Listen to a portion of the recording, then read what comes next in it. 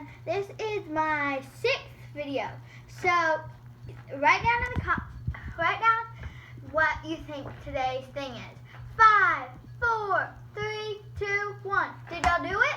So our theme is Peter Rabbit. So these are the ones from the new movie, and the second one's coming out in April. So I got this isn't their exact story, but it is good. So we got Mopsy and Peter Rabbit. So let's get started. And this book is by Beatrix Potter.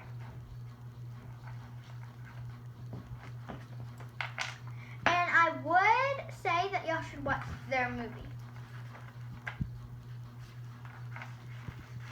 Once upon a time, there was 4 little rabbits, and their names was Flopsy, Mopsy, Cottontail, and Peter.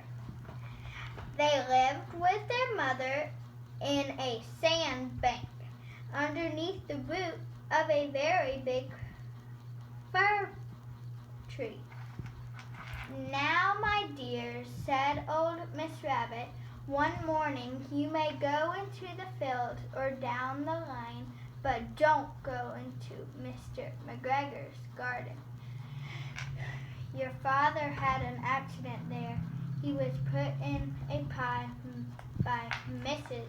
McGregor."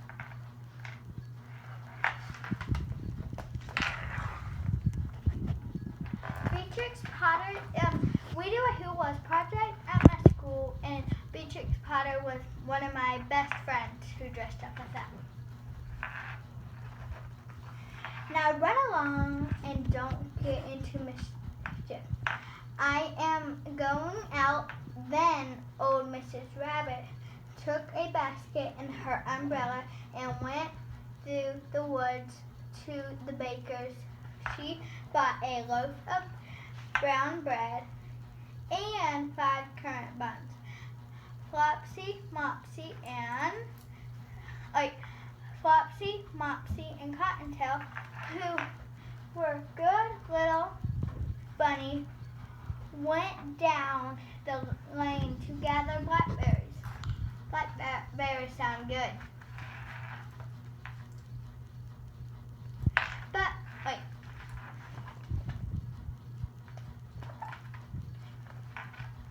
But Peter, who was very naughty, ran straight away to Mr. McGregor's garden and squeezed under the gate. First he ate some lettuce and some French beans, and then he ate some radishes. Well, good thing about rabbits is that they eat healthy.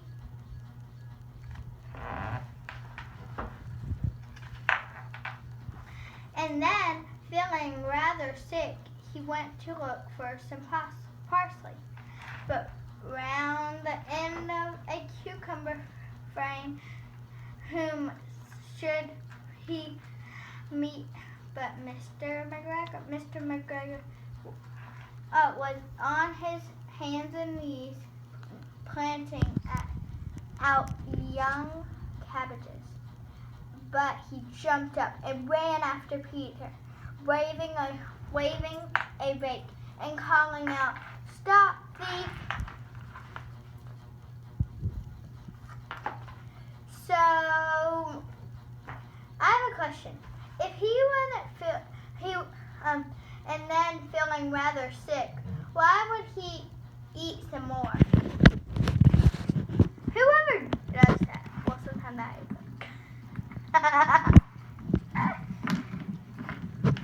Peter was most terrified, frightened. He rushed all over the garden, for he had forgotten the way back to the gate. He lost one of his shoes among the cabbage and the other shoe among the potatoes. After losing them, he ran on 4 legs and went faster, so that I think he must have got away.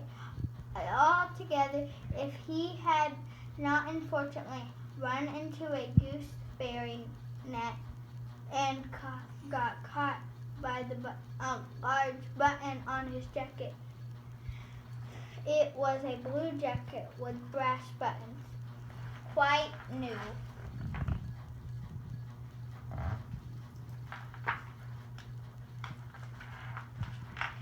Peter gave himself up. The lost and shed big tears, but his sobs were overheard by some friendly sparrows, who flew to him in great excitement and implored how to exert him. Mr. McGregor came up with a sieve, which he intended to pop upon the top of Peter, and Peter wriggled out just in time, leaving his jacket behind him.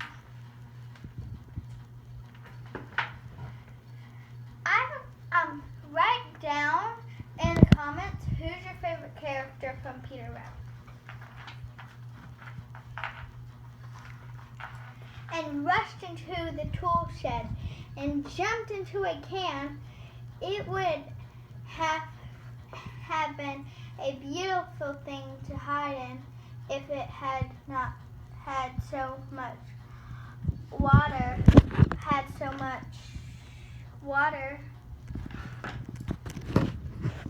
in it.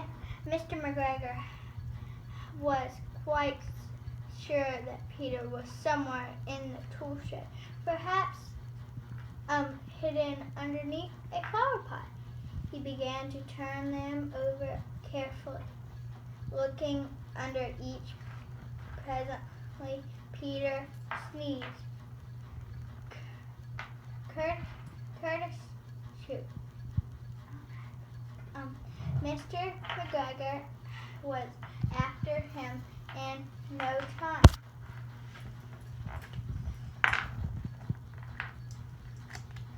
Oh, and from our last story, this is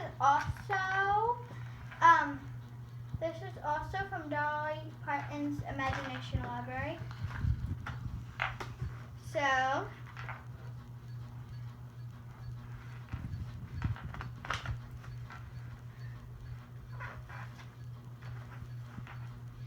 and tried to put his foot upon Peter, who jumped out of a window, upsetting 3 plants. The window was too small for Mr. McGregor, and he was tired of running after Peter. He went back to his work. Peter sat down to rest. He was out of breath and trembling with fright, and he had not the least idea which way to go. Also, he was very damp with sitting in that can. After a time, he began to wonder about going lippity-lippity, not very fast, and looking all around. He found a door in a wall, but it was locked, and there was no room for a fat little bunny to squeeze underneath. I wouldn't call him fat, but he did. So, an old mouse was running in and out over the stone door, stepping, carrying peas and beans to her family in the wood. Peter asked her the way to the gate, but she had such a large pea in her mouth that she could not answer. She only shook her head at him. Peter began. Then he tried to find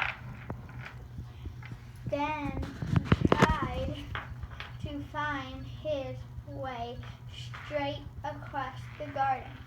But he became more and more puzzled. Presently, he came to a pond where Mr. McGregor filled his bath. Cans. A white cat was staring at some goldfish. She sat very, very still, but now and then the tip of her tail twitched as if it were alive. Peter thought it best to go away without speaking to her. He had heard about cats from his cousin, little Benjamin Bunny. Do y'all think cats are scary? Leave it in the comments. He went back towards the tool shed, but suddenly, quite close to him, he heard the noise of a hoe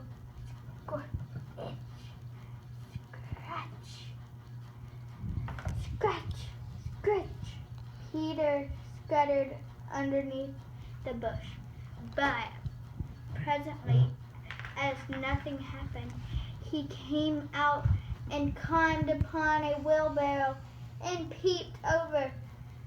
The first time he saw was Mr. McGregor hoeing onions.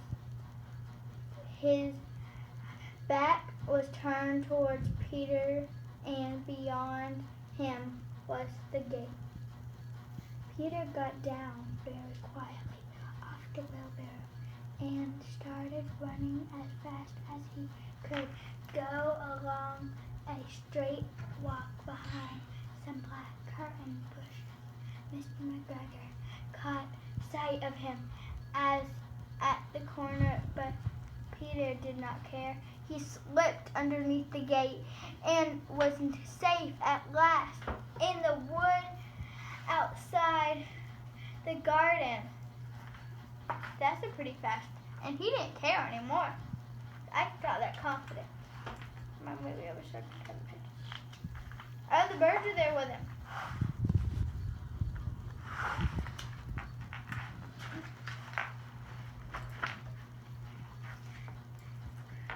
Mr. McGregor hung up the little jacket and the shoes for a scarecrow to frighten the blackbirds. Peter never stopped running or looked back behind him till he got home to the big fir tree. He was so tired that he flopped down upon and shut his eyes. His mother was busy cooking. She wondered what he had done with his clothes.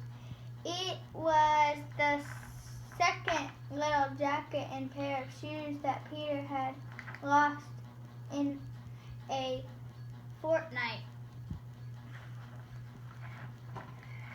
If you know what fortnight is, write it in the comments.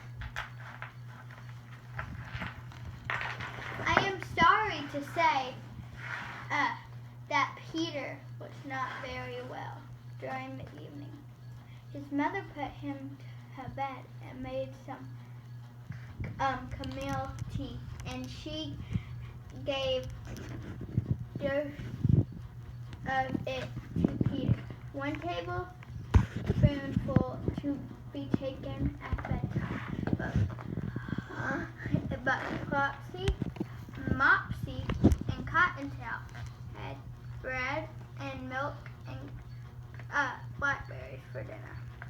Which one would you rather have?